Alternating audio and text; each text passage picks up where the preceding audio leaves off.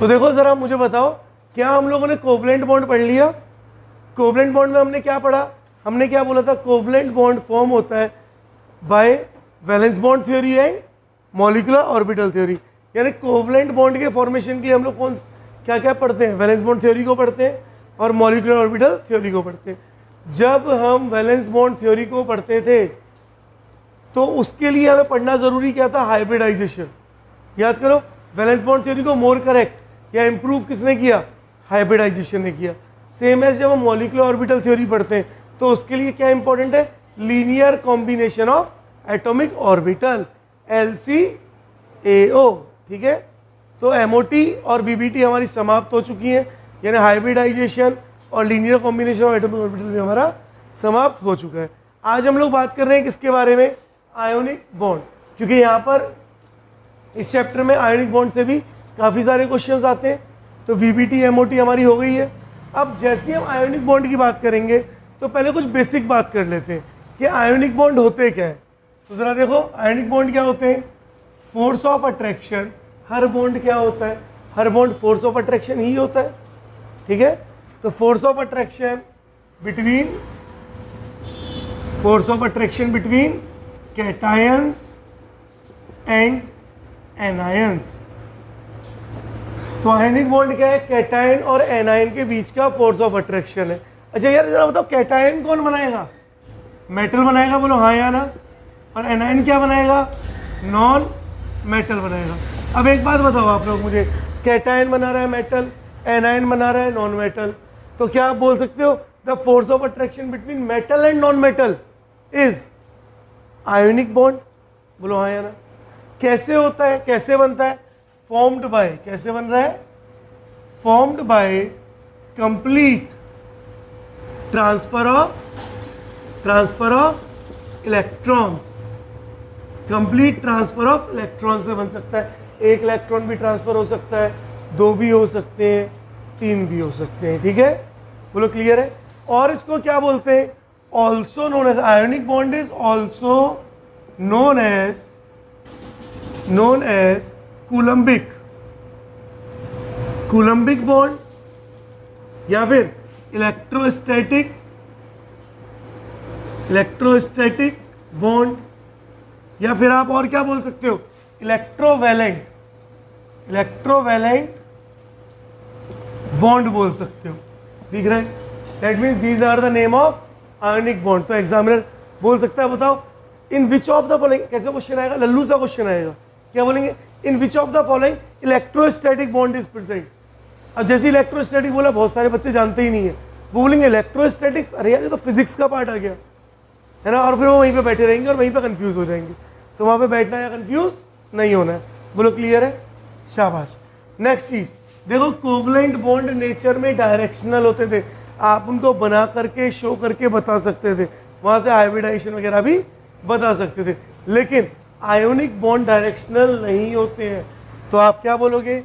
They are non directional in nature. They are non directional in nature, ये nature में non directional होते हैं। Mainly ionic compound को कौन बनाते हैं? एस ब्लॉक के मेटल्स बनाते हैं, याद है? NaCl, याद है? तो नॉर्मली हम क्या बात कर रहे हैं? S block metals forms ionic bond with non metals. क्योंकि अब जैसे ही हम आयोनिक बॉन्ड की बात कर रहे हैं ना, जैसे मैंने बोल दिया भाई एस ब्लॉक का मेटल तो Be भी है, बेरिलियम। मैंने बोला BeCl2, क्या BeCl2 आयोनिक है? ये तो आपने कोवलेंट में पढ़ा था ना, देखो कोवलेंट में पढ़ा था ना। तो सर ये तो एस ब्लॉक का मेटल है और क्लोरीन तो नॉन मेटल है, तो इनके बीच में कौन सा बॉन्ड होना चाहिए? आयोनिक होना चाहिए, लेकिन बॉन्ड तो कैसा है? कोवलेंट हो गया। इसका मतलब भाई हर एस ब्लॉक का मेटल आयोनिक बॉन्ड नहीं बनाएगा। अब कौन कौन से एस ब्लॉक के मेटल आयोनिक बॉन्ड बनाते हैं उनको देख लें। चलो देखो, सम आयोनिक कंपाउंड्स की बात कर रहे हैं, है ना। तो एस ब्लॉक के मेटल के सम आयोनिक कंपाउंड्स की बात कर रहे हैं, है ना। ऐसे लिख देता हूँ, सम आयोनिक कंपाउंड्स ऑफ, नॉर्मली हम लिथियम, देखो जो बड़े मेटल हैं, ध्यान से सुनना, डाउन द ग्रुप जाते हैं। क्या आपने पीरियोडिक टेबल पढ़ा है? अगर मैं पीरियोडिक टेबल में एलिमेंट्स को अरेंज करूं, मैं बोलूं lithium, sodium, potassium, rubidium, caesium, ये सारे के सारे, इनमें से ये तीनों आयोनिक बॉन्ड बनाते हैं। कौन सा बॉन्ड बनाते हैं? Ionic bond. नेक्स्ट, लिथियम के बाद बेरिलियम, बेटा मांगे कार स्कूटर बाप राजी, यही था। तो बेटे को छोड़ के मैग्नीशियम, कैल्शियम, स्ट्रोंशियम, बेरियम, ये क्या बनाते हैं? आयोनिक बॉन्ड बनाते हैं। तो इनके भी कोवलेंट बॉन्ड नहीं होते, आयोनिक बॉन्ड होते हैं। आप कंफ्यूज हो जाओगे, इसलिए मैं आपको बता रहा हूँ। देखो हेड छूट गए। सेम इसी तरह से आपका आ गया मैग्नीशियम, मैग्नीशियम भी आयन है ना। आप मैग्नीशियम की जगह यहाँ करो, ऐसे करो कैल्शियम, क्योंकि कुछ मैग्नीशियम जो है वो आयनिक बनाते हैं, लेकिन MgCl2 कैसा बना रहा है? कोवलेंट बना रहा है ना। तो कुछ आयनिक बना रहे हैं और कुछ कोवलेंट बना रहे हैं। तो कैल्शियम, स्ट्रोंशियम, बेरियम याद रखो। अभी यहाँ पर सोडियम, पोटेशियम, रुबेडियम, सीजियम। बोलो क्लियर है? और कौन बना रहा है? बैंगन, आलू, गाजर इन थैला। भाई ये सारे के सारे क्या आ गए? नॉर्मली यहाँ पे नॉन मेटल है, मेटलॉइड्स है, याद आ रहा है? तो मेटल, नॉन मेटल और मेटलॉइड्स आते हैं यहाँ पर, क्योंकि ये कहाँ आ गया? P block. पी ब्लॉक में मेटल्स भी होते थे, नॉन मेटल्स भी होते थे और मेटलॉइड भी। ये सारे के सारे कोवलेंट बनाते हैं, लेकिन एल्यूमिनियम आयोनिक भी बनाता है, यानी आयोनिक प्लस कोवलेंट दोनों बनाता है एल्यूमिनियम। यानी कुछ कंपाउंड इसके आयोनिक होंगे, लेकिन कुछ कंपाउंड क्या होंगे? इसके कोवलेंट होंगे। अब कौन कौन बचा? लिथियम बचा, बेरिलियम बचा, मैग्नीशियम बचा और एल्यूमिनियम। अब एग्जामिनर क्वेश्चन कहाँ से पूछेगा? एग्जामिनर क्वेश्चन यहाँ से ही पूछेगा, बोलेगा बताओ इनमें से कौन सा है जो आयोनिक बना रहा है। तो देखिए कौन कौन बनाता है, ठीक है। पहले किसके देखते हैं? पहले किसके देख ले? पहले लिथियम के देखते हैं। सबसे पहले लिथियम आ रहा है, ठीक है। तो सबसे पहले लिथियम, फर्स्ट लिथियम। अब लिथियम के साथ कौन कौन आ रहा है उनको देखो। लिथियम के साथ कौन कौन बनाएगा? क्या आपने फोन पढ़ा है? फोन पढ़ा है? फोन मतलब फ्लोरीन, ऑक्सीजन, नाइट्रोजन। तो एक तो फ्लोरीन आ गया, अभी इनको बैलेंस करेंगे। देन LiO है ना, अभी बैलेंस कर देंगे, अभी सिर्फ लिख रहा हूं LiN। साथ में फोन, सुना है फोन चक ले भाई, उठा ले, है ना, फोन चक। देखो FONCH। तो ये क्या कर रहे हैं? ये आयोनिक बॉन्ड बना रहे हैं। यानी कभी भी अगर लिथियम के साथ फ्लोरीन है तो आयोनिक बॉन्ड होगा, लिथियम के साथ ऑक्सीजन है तो आयोनिक होगा, लिथियम के साथ नाइट्रोजन है तो आयोनिक, लिथियम के साथ कार्बन है तो आयोनिक, और लिथियम के साथ हाइड्रोजन तो भी आयोनिक। बाकी सब क्या होंगे? कोवलेंट। तो हम क्या कर रहे हैं? सम आयोनिक बॉन्ड ऑफ लिथियम की बात कर रहे हैं। क्लियर है? और भी देखो यहाँ पे और लिख रहे हैं lithium, then beryllium, then magnesium and aluminium. बेटे इन्हीं से क्वेश्चन आता है आपको, इनसे आएगा कि विच of the following compound is ionic. 4 number का क्वेश्चन। और अगर ये चीज़ नहीं पता तो धरा का धरा रह जाएगा, फिर बाद में बोलेंगे अरे यार ये चीज़ तो पढ़ी नहीं। ठीक है, देखो ध्यान से, फ्लोरीन की वैलेंसी 1, लिथियम की 1, तो LiF होगा। लेकिन ऑक्सीजन की वैलेंसी 2, लिथियम की 1, तो आपको पता है ना 2 और 1 है तो क्रॉस मल्टीप्लाई हो जाता है, तो Li2O हो जाएगा। देखो लिथियम की वैलेंसी 1 लेकिन नाइट्रोजन की 3, तो देखो नाइट्रोजन 3 बॉन्ड बनाएगा ना, तो 3 नीचे आ गया तो क्या हो गया? Li3N। कार्बन की वैलेंसी कितनी होती है? 4, तो क्या हो जाएगा? Li4। और हाइड्रोजन की कितनी होती है? 1। बोलो दिख रहा है? ये हो गए लिथियम के कंपाउंड। अब बेरिलियम के देख ले। बेरिलियम का यहीं देख, ज्यादा नीचे तो नहीं हो जाएगा? देखो जरा, ज्यादा नीचे तो नहीं हो रहा। तो देखो सेकंड, बेरिलियम के कंपाउंड देखेंगे ना, तो बेरिलियम सिर्फ और सिर्फ कार्बन के साथ आयोनिक बॉन्ड बना रहा है। देखो एग्जामिनर क्या करेगा? कार्बन वाले कंपाउंड ही देगा, चारों के चारों। अब तुम बोलोगे यार 3 दे देगा, एक दे देगा BeCl2। जैसे मैं एग्जांपल दे दूं, मैं आपको बोलूँगी भाई विच of the following compound is ionic, और मैं दे दूँ BeCl2, मैं दे दूँ Be2C दे दिया, और मैंने दे दिया Li4C और LiF, और मैंने बोला which of the following compound is not ionic, या which of the following compound is covalent. इनमें से कोवलेंट कौन है? हाँ, तो कौन है कोवलेंट? BeCl2। लेकिन आप क्या देखो, अरे यहाँ पे भी कार्बन है, यहाँ पे भी कार्बन है, नाइट्रोजन है, तो आप किनको टिक कर, आप कार्बन वाले को ज़्यादा प्रेफरेंस दे दोगे, क्योंकि बच्चों के दिमाग में क्या होता है कि कोवलेंट बॉन्ड तो कौन बनाता है? कार्बन बनाता है। कैटिनेशन की प्रॉपर्टी किसके पास है? कार्बन के पास। तो आप कंफ्यूज हो जाओगे, तो ऐसे कंफ्यूज नहीं होना, इसलिए ये आपको लिखवा रहा हूँ। देखो BeCl2 कोवलेंट है, लेकिन Be2C क्या है? Be2C कर लेंगे, अभी वैलेंसी सेटिस्फाई करेंगे, तो कैसा है? आयोनिक। Li3N भी कैसा है? आयोनिक। Li4C भी कैसा है? आयोनिक। पता चला? तो अब ये याद रहेगा, फोन, चक और बेरिलियम में सिर्फ कार्बन, इनको थोड़ा सा याद भी रखना है भाई, है ना। नेक्स्ट, अब कौन आ गया? मैग्नीशियम आ गया, देखो, है ना। तो सेकंड देन थर्ड। बेरिलियम का सिर्फ कार्बन के साथ ही आयोनिक बनेगा, बाकी सबके सब कोवलेंट बनेंगे। एग्जामिनर दे सकता है, बोल सकता है BeF2, BeN, Be3N, तो आपको पता होना चाहिए। नेक्स्ट, थर्ड अपन लोग बात कर रहे हैं मैग्नीशियम। तो मैग्नीशियम में भी फोन ही आएगा, बस हाइड्रोजन नहीं आता। तो MgF, MgO, MgN और MgC बैलेंस कर लो। मैग्नीशियम की वैलेंसी 2 होती है, मैग्नीशियम का 2 होता है, और फ्लोरीन -1, क्रॉस मल्टीप्लाई किया तो 2 कहाँ आ गया? नीचे। बोलो आएगा? पता चल रहा है? अच्छा, मैग्नीशियम के ऊपर 2 चार्ज, ऑक्सीजन के ऊपर 2, तो दोनों न्यूट्रलाइज होकर क्या आया? MgO ही आया। मैग्नीशियम के ऊपर 2 और नाइट्रोजन के ऊपर 3, अब बोलो क्या आएगा? हाँ, Mg3N2, और मैग्नीशियम पे 2 और कार्बन पे 4, तो क्या आएगा? Mg2, Mg4C2, तो जब कट गया तो क्या हो गया? Mg2C आ गया। बोलो है ना? ठीक है। नेक्स्ट देखो कौन बच गया? एल्यूमिनियम भैया बच गए। जब एल्यूमिनियम भी बचे तो एल्यूमिनियम में भी यही चारों आएंगे, बस एल्यूमिनियम भी यही चारों आएंगे। That is fourth is AlF, AlO और AlN, और देखो Ln और AlC। AlC मतलब आलसी, जो तुम लोग हो, है ना। तो Lc मतलब 1, आलसी। तो देखो एल्यूमिनियम के ऊपर कितना चार्ज बेटा? 3, फ्लोरीन 1, क्रॉस मल्टीप्लाई हुआ तो AlF3 आ गया। बोलो हाँ या ना।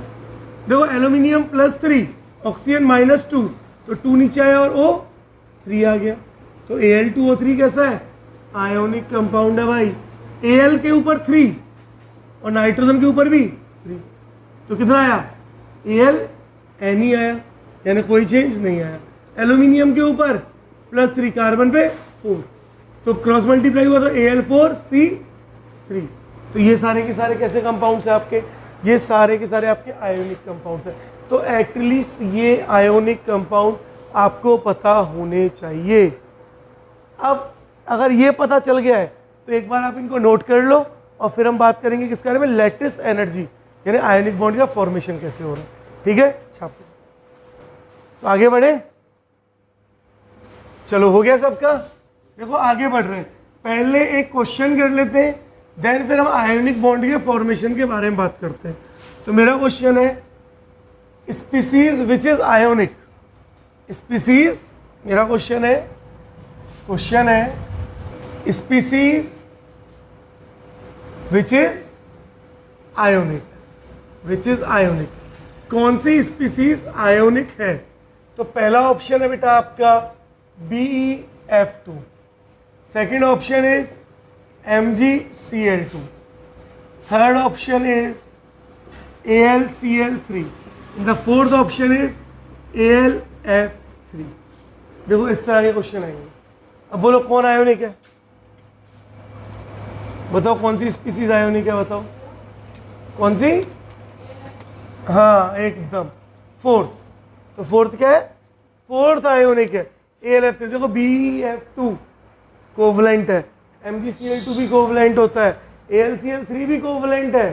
तो अगर ये बात नहीं पता तो 4 नंबर गए, एकदम पानी में गए, है ना। तो ये बात पता होनी चाहिए। That means option number fourth is the correct answer. पता चला? अब देखो आगे, आगे पढ़ रहे हैं हम, बात कर रहे हैं आयोनिक बॉन्ड फॉर्मेशन के बारे में। किसके बारे में बात कर रहे हैं? Ionic bond formation. और यहीं पे हम लोग किसके बारे में बात करें? Favourable condition. फेवरेबल कंडीशन है ना, favourable condition for ionic bond formation. Ionic bond के फॉर्म होने के लिए फेवरेबल कंडीशन क्या होनी चाहिए? चलो देखते हैं, दिमाग लगाते हैं, रटना तो कुछ है ही नहीं।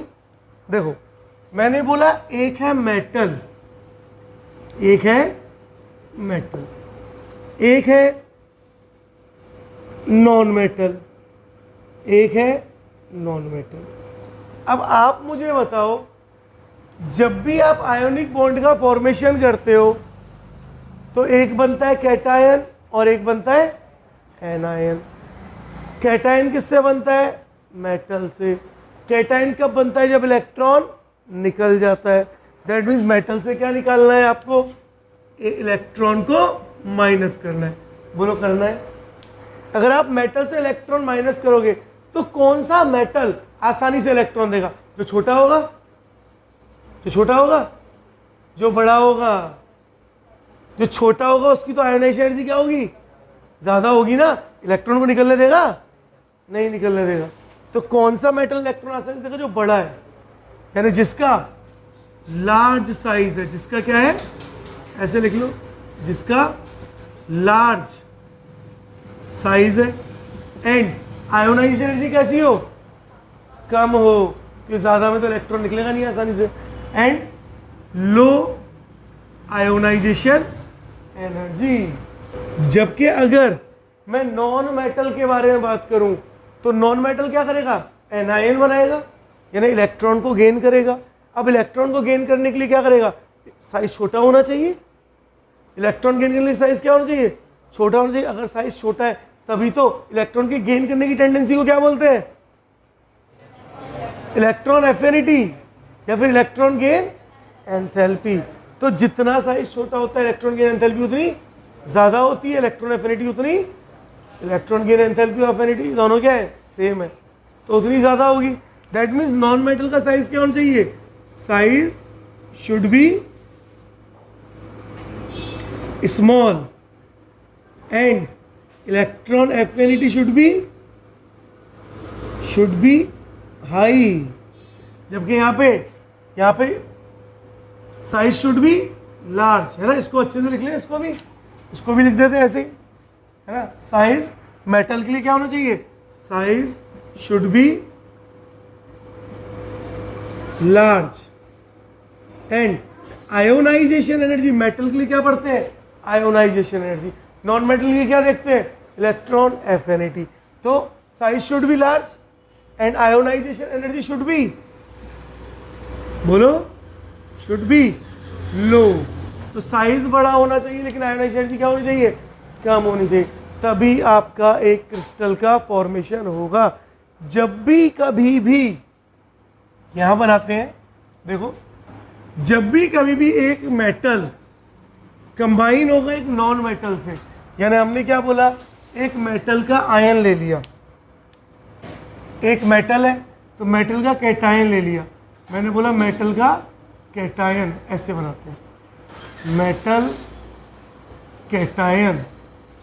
एग्जाम्पल ले लिया मैंने Na पॉजिटिव, और अब इसको कंबाइन कर रहा हूं किसके साथ? मेटल के नॉन मेटल के, हाँ बोलो, नॉन मेटल के एनायन के साथ, और इसको हमने ले लिया मान लो Cl नेगेटिव। तो जब कैटायन और एनायन आपस में कंबाइन हो रहे हैं तो वो क्या बनाएंगे? NaCl। और ये जो NaCl है ना, ये क्या बनेगा, एक क्रिस्टल बनेगा। यानी आयोनिक कंपाउंड में जिन भी कंपाउंड का फॉर्मेशन होता है वो क्या बनाते हैं, क्रिस्टल बनाते हैं। और आप क्रिस्टल को बोल सकते हो क्रिस्टल लैटिस। लैटिस का मतलब भी क्रिस्टल ही होता है ना।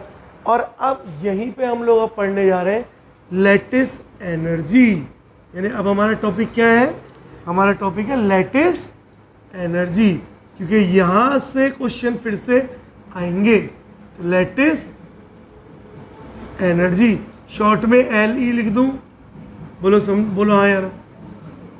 अब क्या होता है लैटिस एनर्जी, है ना, उसको देखते हैं।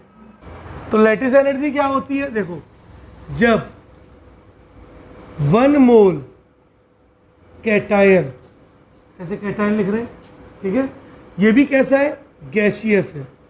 कैसा होना चाहिए कैटायन, गैसियस होना चाहिए। जब 1 मोल कैटायन जुड़ेगा किसके साथ, 1 मोल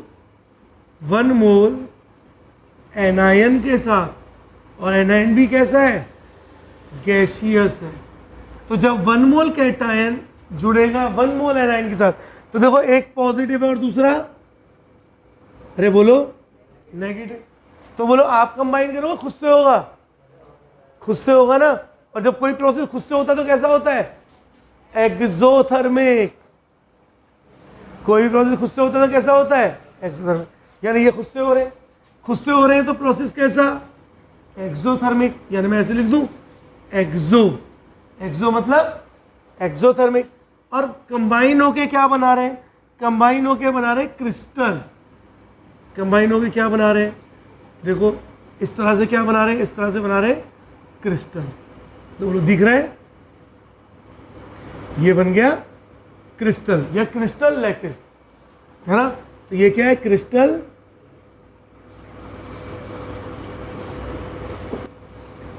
ये आपका क्रिस्टल लैटिस।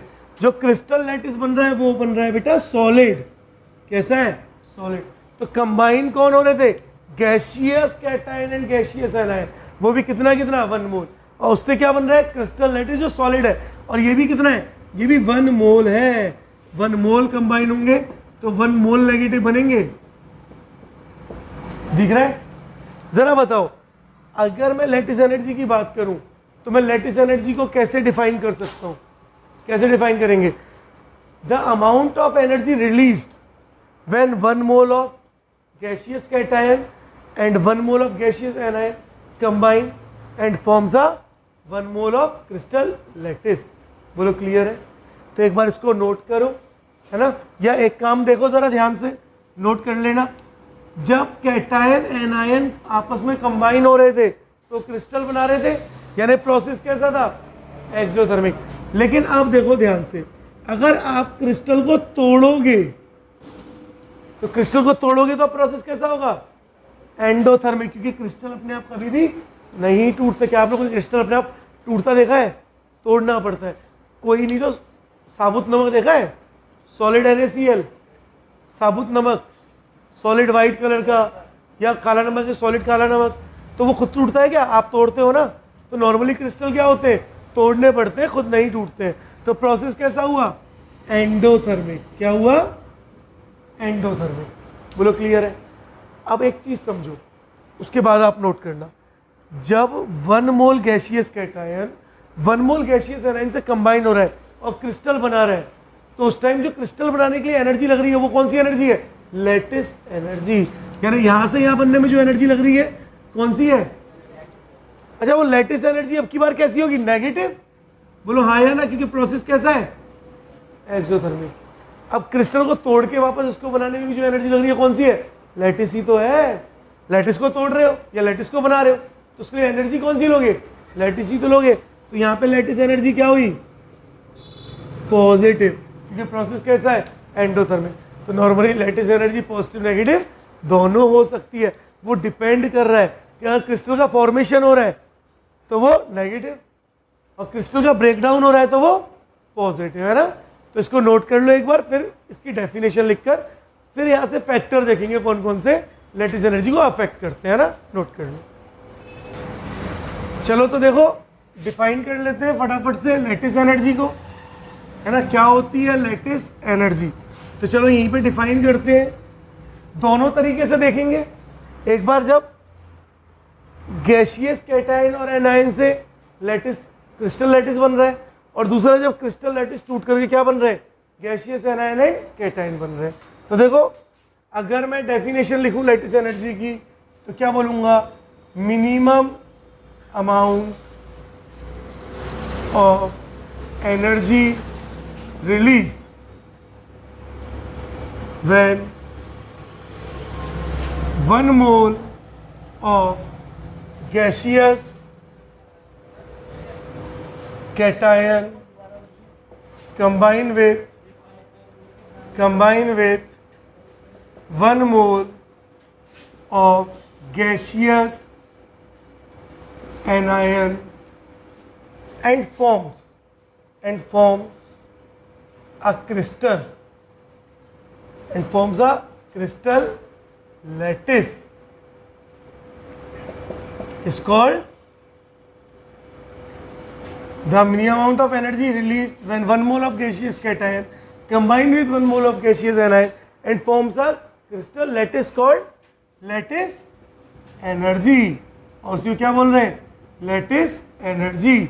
जरा बताओ यहां पे लैटिस एनर्जी क्या होगी, पॉजिटिव या नेगेटिव। अमाउंट ऑफ एनर्जी क्या हो रही है, रिलीज हो रही है ना, तो लैटिस एनर्जी कैसी होगी, एक्सोथर्मिक। यानी आप क्या बोल सकते हो कि कैसी होगी, नेगेटिव। कैसी होगी, या फिर दूसरी डेफिनेशन और कैसे डिफाइन कर सकते हो, और बोल सकते हो, देखो और क्या बोल सकते हो, मिनिमम अमाउंट, इसी को उल्टा करके लिख लो, ऑफ एनर्जी रिक्वायर्ड। अब की बार चाहिए, पहले क्या हो रहा था, रिलीज हो रही थी। Minimum amount of energy required when 1 mole of crystal lattice break and forms 1 mole of gaseous cation and 1 mole of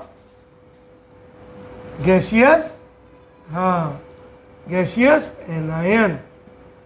ठीक है, तो minimum amount of energy required when 1 mole of crystal is break and forms 1 mole of gaseous cation 1 mole of gaseous anion is called lattice. अरे बोलो, lattice energy बोलो। यहाँ पे lattice energy कैसी होगी, एंडोथर्मिक। कैसी, एंडोथर्मिक, यानी कैसी होगी, पॉजिटिव। शाबाश, ठीक है। अब एक बात देखो, कभी भी आप आयोनिक कंपाउंड की स्टेबिलिटी के बारे में बात करते हो ना, तो स्टेबिलिटी ऑफ आयोनिक कंपाउंड किस किस चीज पे डिपेंड करेगा। सबसे पहले किसी भी आयोनिक कंपाउंड की स्टेबिलिटी डिपेंड करती है लैटिस एनर्जी के ऊपर। इसके ऊपर डिपेंड करेगी लैटिस एनर्जी। साथ में किस पे डिपेंड करेगी, ज्योमेट्री ऑफ क्रिस्टल पे भी, कि क्रिस्टल की ज्योमेट्री कैसी है उस पर भी डिपेंड करती है ना। ठीक है, तो देखो यहां मैं लिख देता हूं, नोट डाल के एक पॉइंट लिख रहे हैं, नोट डाल के एक पॉइंट लिख रहे हैं, stability of ionic compounds depends on lattice energy and geometry। Geometry यानी लॉरेंट शेप की बात करते हैं, ज्योमेट्री ऑफ क्रिस्टल। और किसकी बात करते हैं, ज्योमेट्री ऑफ क्रिस्टल के बारे में। तो ज्योमेट्री का भी बहुत बड़ा रोल है कि ज्योमेट्री कैसे है। जैसे आपने देखा है कि पेट्रोलियम वगैरह के टैंक जाते हैं तो वो कैसे होते हैं, सिलेंड्रिकल होते हैं, जबकि कोयले वगैरह के जा रहे हैं तो वो कैसे हैं, स्क्वायर शेप, क्यूबॉइडल शेप, ऐसे होते हैं। तो ऐसा क्यों है कि जो पेट्रोलियम वगैरह जा रहा है, जो दूध वगैरह जा रहा है, तो जिन कंटेनर में दूध जा रहा है वो स्फेरिकल है यानी सिलेंड्रिकल है, यानी उनका शेप कैसा है, उनका शेप ऐसा है, ऐसा है। क्यों, क्योंकि ऐसे शेप में यहाँ पे भी कॉर्नर नहीं होता है, ये ऐसे होता है। अगर कॉर्नर नहीं है तो हर जगह क्या होगा, प्रेशर बराबर लगेगा। अगर कॉर्नर होगा ना तो उस कॉर्नर की वजह से प्रेशर इतना बढ़ जाएगा उस कॉर्नर पे कि वो फट जाएगा। तो ऐसे नहीं है कि अरे दूध जा रहा है तो पहचान बनाने के लिए उसको सिलेंड्रिकल बना लो, है ना, लॉजिक लगते हैं हर चीज़ में। फ्लूइड मैकेनिक्स में पढ़ाएंगे सर, वहाँ बताएंगे ये चीज़, ठीक है। चलो, तो ये बात समझ आई। आगे देखो, अब जब हम बात कर रहे हैं कि क्रिस्टल की स्टेबिलिटी किस पे डिपेंड कर रही है, लैटिस एनर्जी पे, तो लैटिस एनर्जी को कौन कौन से फैक्टर अफेक्ट कर रहे हैं वो भी देखते हैं, ताकि हम बता पाएं कि कौन से क्रिस्टल की लैटिस एनर्जी ज़्यादा है, यानी कौन सा क्रिस्टल ज़्यादा स्टेबल है। यानी नॉर्मली ऐसे लिख सकते हैं ना कि जितना ज़्यादा स्टेबिलिटी बढ़ेगी, अगर लैटिस एनर्जी बढ़ेगी तो जितना ज़्यादा लैटिस एनर्जी उतनी ज़्यादा स्टेबिलिटी। बोलो क्लियर है? किसकी? Ionic crystal. हम आयोनिक क्रिस्टल की बात कर रहे हैं भाई, ठीक है। चलो देखो, हेडिंग डाल रहे हैं फैक्टर्स अफेक्टिंग लैटिस एनर्जी। देखो, फैक्टर्स अफेक्टिंग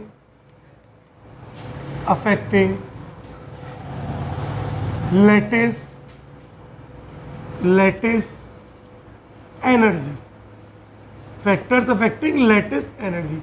सबसे पहला फैक्टर है चार्ज। सबसे पहला फैक्टर क्या है? सबसे पहला फैक्टर है चार्ज। तो the first factor is charge. जितना ज्यादा चार्ज होगा उतना ही ज्यादा क्या होंगे, वो ज्यादा एक दूसरे की तरफ अट्रैक्ट होंगे, और उतना ही ज्यादा क्या होगा, आयोनिक बॉन्ड होगा। ये बात तो कॉमन सी बात है ना। जितना ज्यादा चार्ज, देखो दो ही फैक्टर है, एक है चार्ज और दूसरा है साइज। जरा बताओ, जितना ज्यादा साइज बड़ा होगा क्या मॉलिक्यूल उतनी दूर होंगे और उतनी लैटिस एनर्जी क्या हो जाएगी, कम हो जाएगी। लेकिन जितना चार्ज ज्यादा है उतना ज्यादा उनके बीच में अट्रैक्शन होगा, और जितना अट्रैक्शन होगा क्या वो उतने ज्यादा पास होंगे।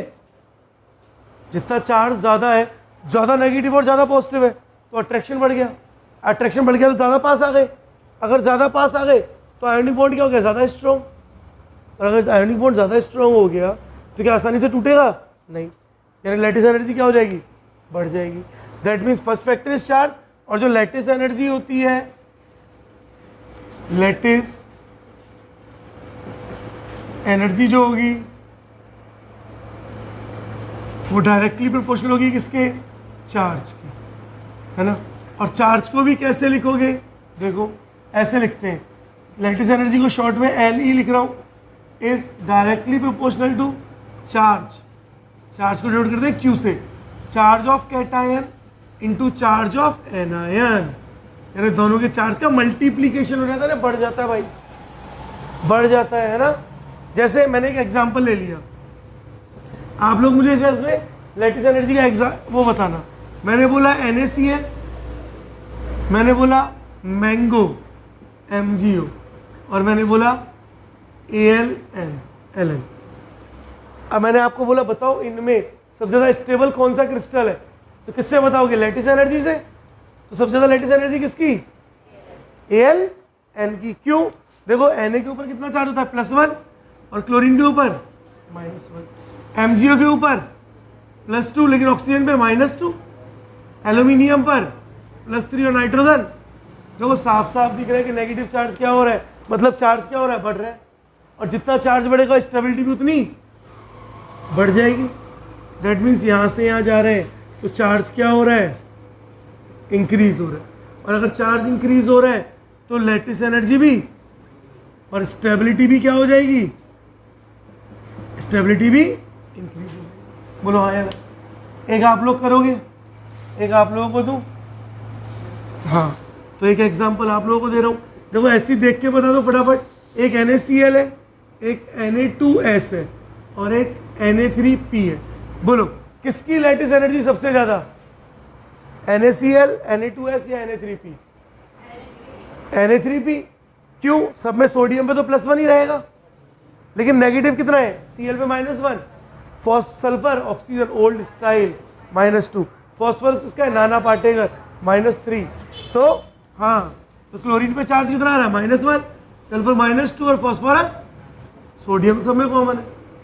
तो इसका मतलब जैसे ही आप लेफ्ट टू राइट जा रहे हो तो चार्ज क्या हो रहा है, बढ़ रहा है, तो लैटिस एनर्जी भी बढ़ रही है और स्टेबिलिटी भी बढ़ रही है। बोलो समझ आ रहा है? अब बस इसके बाद एक आखिरी फैक्टर रह गया है साइज, है ना, उसको करते हैं। तो एक बार आप इसको नोट कर लो, देन साइज करके लैटिस एनर्जी को करेंगे, आज यहीं पर समाप्त कर लो। तो सेकंड फैक्टर क्या है हमारा? साइज, कि आयन जो है उनका साइज क्या है। तो लैटिस एनर्जी जो होती है, लैटिस एनर्जी, तो मैंने अभी बताया था कि जितना ज़्यादा एटम का साइज होगा उतना ही ज़्यादा गैप ज़्यादा हो जाएगा और आयनिक बॉन्ड उतने क्या हो जाएंगे? वीक हो जाएंगे। और जितना आयनिक बॉन्ड वीक हुए उतना लैटिस क्या होगी? आसानी से टूट जाएगी। ठीक है, तो इसका मतलब lattice energy is inversely proportional to size. बोलो हाँ या ना? या फिर ऐसे लिख सकते हैं, लैटिस एनर्जी को शॉर्ट में एल ही लिख लो, is directly proportional to size, size of cation. Size को किससे डिनोट करें? सिंपल कैटायन प्लस एनायन लिख लेते हैं। Lattice energy is directly proportional to, inversely proportional to size of cation plus size of anion. जैसे एक एग्जांपल ले लेते हैं, देखो जरा ध्यान से। मैंने बोला NaF, NaCl, NaBr और NaI। बोलो जरा मुझे बताओ फटाफट से कि सबसे ज्यादा स्टेबल कौन होगा? यानी सबसे ज्यादा लैटिस एनर्जी किसकी होगी? किसकी होगी? NaF। क्यों? क्योंकि NaF का साइज क्या है? छोटा है। लेफ्ट से राइट जा रहे हो, देखो सोडियम मेटल तो सेम है, लेकिन नॉन मेटल क्या हो गया? वेरी कर रहा है ना, साइज चेंज होता जा रहा है। तो जैसे लेफ्ट टू राइट जा रहे हो, साइज क्या हो रहा है? बढ़ रहा है। साइज बढ़ेगा तो लैटिस एनर्जी कम होगी, और लैटिस एनर्जी कम होगी तो स्टेबिलिटी क्या होगी? स्टेबिलिटी कम हो जाएगी। बोलो क्लियर है? एक और करोगे? चलो एक तुम लोग करोगे। चलो ये वाला बताओ। देखो मैंने बोला NaCl, ये ऐसे लिखते हैं, LiCl, then NaCl, then KCl, then RbCl और CsCl। बोलो सबसे ज़्यादा कौन होगा? NiCl, क्योंकि सबसे छोटा कैटायन और सबसे छोटा एनायन, तो भैया सब में सेम है। तो लेफ्ट टू राइट जा रहे हैं, तो लेफ्ट टू राइट जाने पे साइज क्या हो रहा है? बढ़ रहा है। अब की बार किसका बढ़ रहा है? मेटल। पहले किसका बढ़ रहा था? Non metal. तो साइज बढ़ रहा है तो लैटिस एनर्जी क्या होगी? कम होगी, और स्टेबिलिटी भी क्या हो जाएगी? बोलो कम हो जाएगी। दिख रहा है? यानी ऑर्डर क्या हो गया? This is the order. एक क्वेश्चन और दूं, एक क्वेश्चन और दूं। चलो एक क्वेश्चन आप लोग करना। मैंने बोला NaF और NaO, मेरा एग्जाम्पल है भाई, बड़ा अच्छा एग्जाम्पल है, मेरा फेवरेट एग्जाम्पल है ये। मैंने बोला NaF एंड NaO, बताओ फ्लोरीन ऑक्सीजन में किसका साइज बढ़ा? ऑक्सीजन का साइज बढ़ा। लेकिन अच्छा चार्ज किस पे ज्यादा? ऑक्सीजन पे चार्ज ज्यादा। हाँ बताओ, लगाओ दिमाग लगाओ, चलो तुम खुद से करो, लगाओ दिमाग।